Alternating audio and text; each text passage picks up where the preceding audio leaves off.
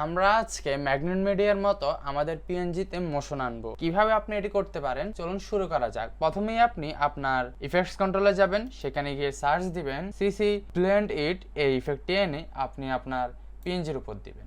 দেওয়ার পর এটিকে স্ট্রিক করে দিতে পারেন এবং এটিকে এক্সট্রাজিক করে দিতে পারেন। তারপর আপনি প্রথমে ব্লেন্ডিটে একটি পজিশনে কিফ্রেম নেবেন। প্রথমে আপনি ব্লেন্ডিটে একটি কিফ্রেম নেবেন এবং স্টার্টে একটি কিফ্রেম নেবেন। এরপর কিছু দূর যাবেন, যাওয়ার পর আপনি এটিকে -4 করে দিতে পারেন।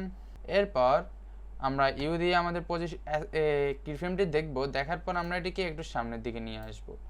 এরপর আমরা আমাদের সেকেন্ড এখানে আসব, এসে আমরা এটিকে আবার 0 করে দিব।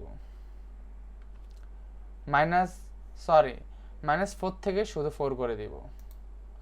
এরপর আমরা এখানে এসে এটিকে 0 করে দিব। আমরা এটিকে এখানে এসে 0 করে দিব। তাহলে দেখুন আমাদের এটি কি হয়, মোশন করছে। আমরা এখানে এগুলিকে ধরে আমরা আমাদের সিলেকশন টুলে যাই, গিয়ে আমরা আমাদের কিফ্রেম সবগুলিকে ধরে ইজ করে দিই। কিফ্রেম অ্যাসিস্ট্যান্টে যাব, সেখান থেকে এগুলিকে ইজ করে দিব। তাহলে দেখুন আমাদের অ্যানিমেশনটি হয়ে গেছে।